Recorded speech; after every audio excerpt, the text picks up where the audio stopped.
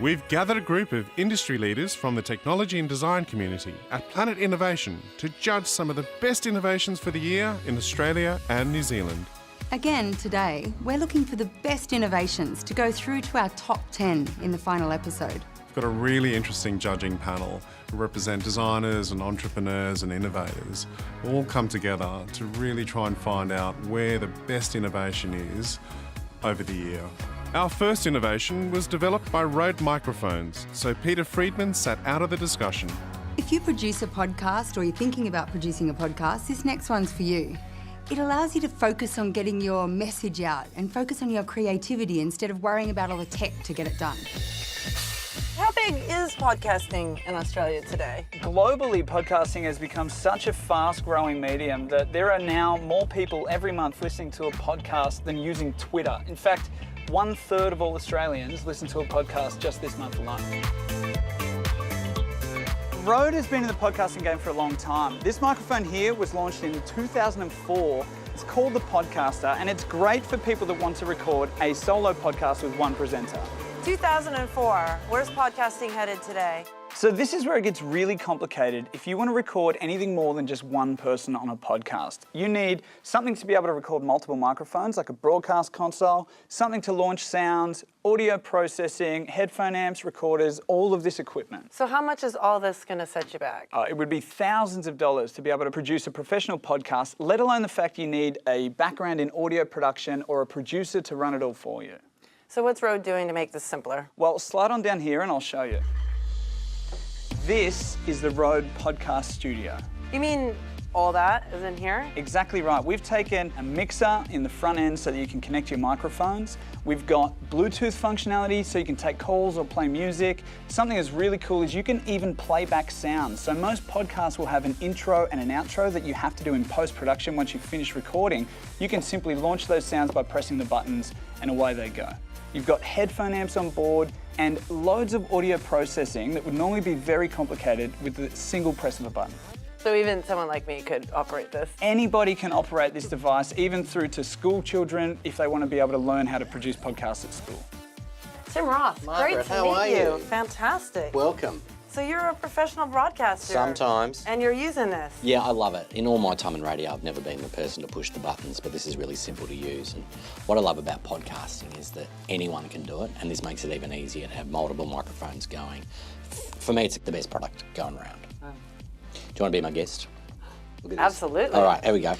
Tim Ross with you, and we are talking innovations, and we've got Margaret Petty from UTS, and you're the head of innovation, so it's apt that we're talking to you today. Absolutely. Now, isn't this an incredible product designed and manufactured here in Australia? Is there enough innovation going on in Australia at the moment, do you think? I don't think there's ever too much innovation happening. What I really like about this innovation is it's designed and manufactured in Australia.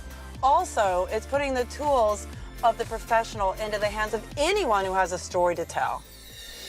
Temporary demountable classrooms are often hot or cold. Let's face it, they're often as well permanent. This next innovation uses shipping containers to very cleverly create beautiful, open learning environments. They say first we shape our buildings and then our buildings shape us. Doesn't mean you can't have some fun.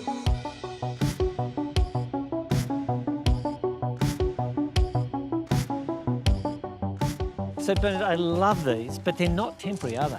No, not at all. In fact, as a board, we didn't want demountables. I actually said over my dead body. You know, we are a German school, and to us, these containers are a beautiful thing. They are the packing crates that we use to relocate, you know, from Germany, from France, from anywhere. Pack the household up in a shipping container and move to Australia, yeah, for example. And so we used that as the basis, and then from that designed these buildings that are, I suppose, not only energy efficient because we've got these passive heating and cooling. So you see this black box over here. These heat up to 70 degrees, and we use that hot air to actually, you know, slowly release into the classroom and use it as a, kind of a passive heating. And the same we do with the cool air from underneath the containers. We suck that in and use that as cooling in summer. So we reduce our air conditioning bill by about 70%. I thought these were classrooms, but you're saying from the north is the sun to create heat, and what happens on the south? So Tim, as you come in here, you can see this beautiful box. This is all the daylight coming down with the hot That's boxes beautiful. at the end, and and the filtered daylight. Obviously never any direct sun, and creating this double height. So it's all happening up here. You've got both of those hot boxes happening. You've got southern daylight, and that's great daylight, by the way. That is, there's no lights on in this room. Yes. That's really magical daylight. Yeah, and it's a really soft, beautiful kind of portrait light, like the painters used to use. It is. It's a lovely space to learn in. You see here the classroom. It's got a great atmosphere. You have a nice learning environment for the children. The campus atmosphere that we have here around the whole school campus and the containers as well is creating an atmosphere that contributes to learning and that helps. Yep. Simple concepts, well designed, mean here young minds are not just learning in the classroom, they're learning from the classroom.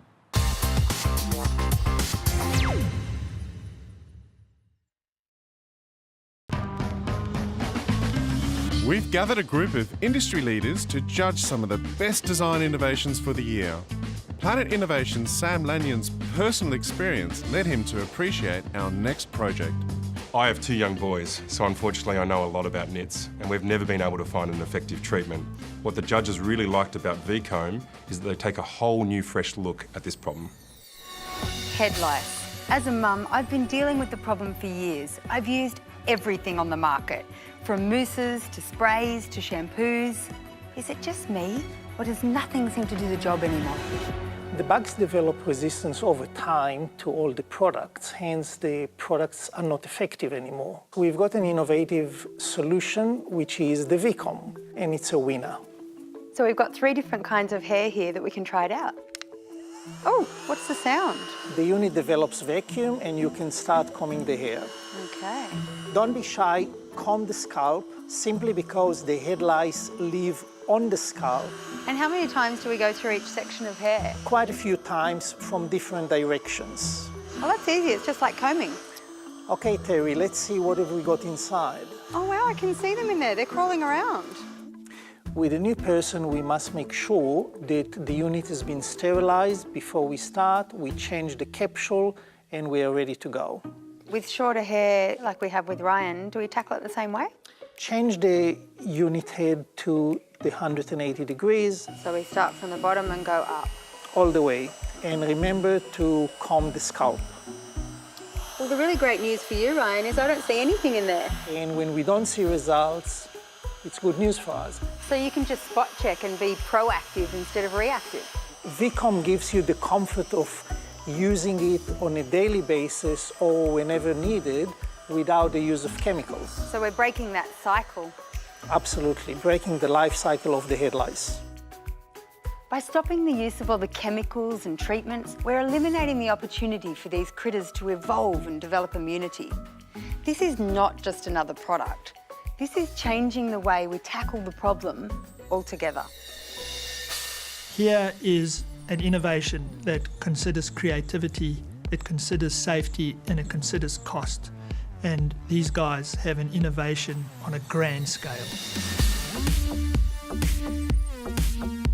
The Dell Ripple Bay jetty is one of the longest jetties in the world. It's over 4 kilometres long, and the maintenance of the piles on that jetty take considerable time. So it's like the harbour bridge. Once you've finished one end in maintaining it, you have to go to the other end and start again? Exactly. It is a working terminal, so the impact that has on their access is huge. This whole structure would normally be out of scaffold. Very expensive, very time-consuming, very high risk.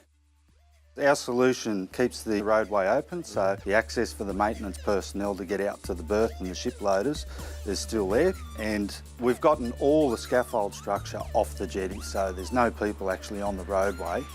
Particularly when working in a marine environment, we have the interaction of the tide. Yes. You have exposure to falling objects, dropped objects, engineering issues. Or just human fatigue and Correct. lifting. So on the swing stage gantry, essentially what we've done, we've taken an uncontrolled work environment and we've put our workers into a controlled environment with safety features that enables them to perform the task safely. It sounds so simple when you just put it like that. There's more to this than just the safety efficiency you guys have created. There is, Rob. There is a massive time and cost reduction. We're talking going from something that would have taken 6.5 years to getting that to under 18 months. and the team actually completed it in 15. From a cost perspective, you're looking at something that would have taken over $9 million. That's been reduced to under $2.5 million. So you've saved years and $7 million. And it is something that can be readily adapted to most jetties worldwide, so there is huge potential there. Turning a maintenance project into a design project to deliver amazing results, it takes vision and courage. The gantry is awesome, but protecting lives and livelihoods is brilliant.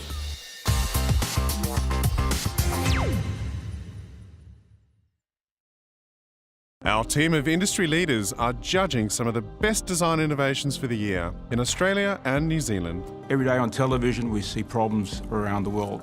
Refugees, earthquakes, fires, war. Australia comes along and we help. That's part of being a good citizen in the world. The problem is accommodation.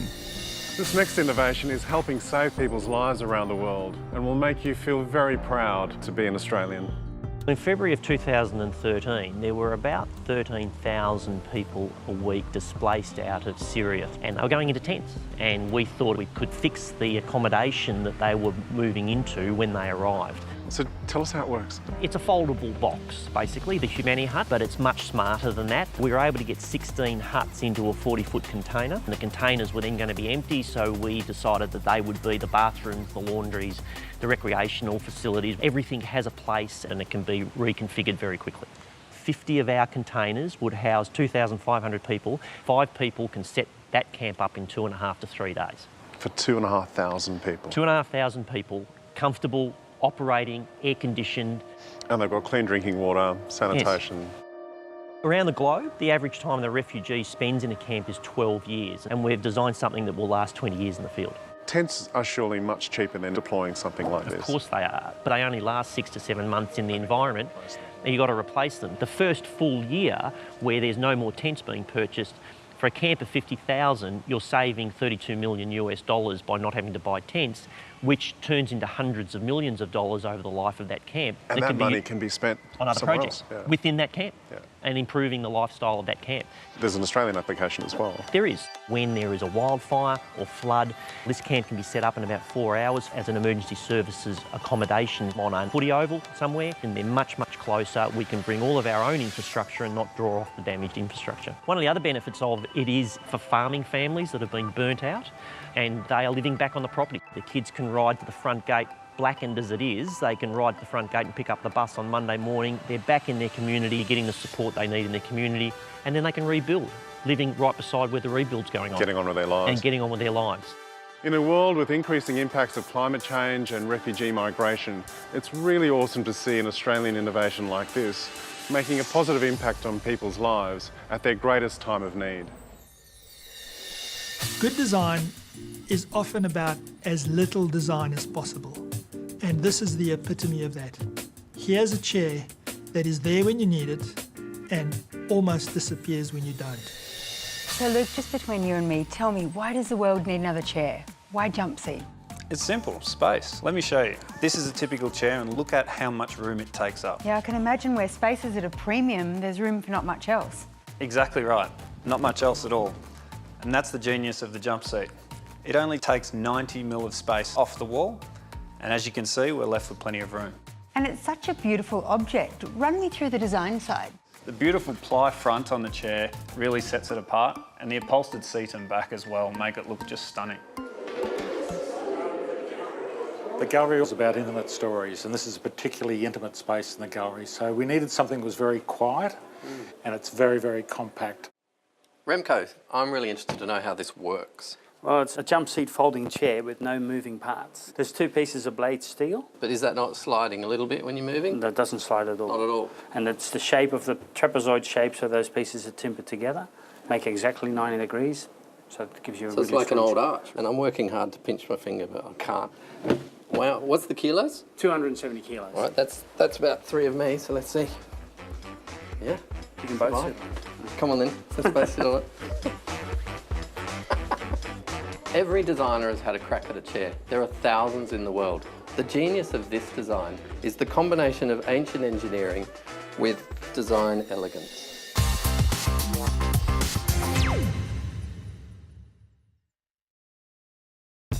Designers start thinking with imagine if. So imagine if a government started to put their constituents at the centre of their thinking. It's a crazy thought, but we might just be there with this next innovation. I'm here today to meet two skilled operatives from Meld Studios who are going to lift the lid on customer-centric design. So we're utilising design as a process here. Absolutely. We're talking about taking a designerly mindset and applying that to the design of experiences people have rather than to the design of a timetable. What we're actually teaching organisations is a new way of working. It's a whole new process. So instead of actually designing services from the inside the organisation, teaching them to go out to actually talk with their customers and observe the way that they're actually living and understand their needs and design their services based on that. And how are you doing that? What we've done is we've actually created a process, and here's an example of something that we've created. And what this does is it outlines that way of working for them, step by step. So it's a report? It's actually a toolkit. It creates a whole lot of methods in it that people can follow that actually help them get outside and talk to their customers. It explains that way of working. Who would you do something like this for? Well, an example of this is something we created for Queensland Government. This method, this approach has been touched by all departments in Queensland. Well, that's huge if you're talking every government department. Yes, think about every government department designing their services from a customer-first approach. So here we are. At a bus stop. This is a great example of what organisations could do. Imagine the public transport department were looking to improve public transport. Who might they talk to? The people who actually use public transport. They should talk to them about what they need. It kind of sounds obvious. Isn't that what people do already? Well, it does sound obvious, but actually for many organisations, this is a really new way of working. Bureaucracy has a way of muddying the thinking of many large organisations. This toolkit uses innovative thinking to bring it back to, well, common sense, really. Back to designing for what people need, not what organisations think we need. I'm going to let you in on a little secret. Great design is about niggling problems that get solved with such simple solutions. And this next one is exactly that. Who would have thought a 5-year-old could drive Australian innovation? Wow, Scarlett really knows how to slam doors. Yeah, she was actually the inspiration for us to come up with a solution for slamming doors in the house. A solution, you mean like dampening the door? Yes. But there's already lots of products in the market that do that. There is, yes, but they are quite bulky, they're eyesore, they're expensive, and sometimes you have to get somebody to install them. So I guess that means yours isn't any of those things? No, they're not. What are you holding? Well, this is actually it. This is the solution that we've come up with. It's called Stop. And basically, that's what it's going to do. It's going to stop slamming doors. I've got 2 pieces in my hand. Yes, that's your entire product. That's all you need. I reckon I could even put this on then. So the first thing you got to do is just take out the pin. Okay. Like this? Yep, just push it up. Right. Pull it out. Okay, there it is. And then you take this one and you just slip it over the hinge. Just like that, and put in the new pin. Okay. Just slip it out. That's it, push it down all the way. And that's it, that's it. installed. Derek, you've got faith in your product. Scarlett, you're really good at slamming doors. Go for it. Push it. Oh,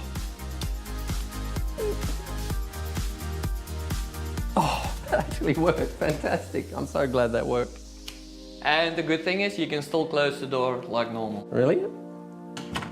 Wow. In product design, the simplest solutions are the hardest to make, and innovations don't come much simpler than this. Peter Friedman loved this solution for controlling our increasingly interconnected homes. I mean, lamp bulbs now, Wi-Fi, power points, everything, sound, you name it, we can all do it. But they're individual. You need to be able to bring them in together and have one controller. Home automation is big business, and it's been expanding rapidly in the last few years. Until now, it's been difficult to install and expensive.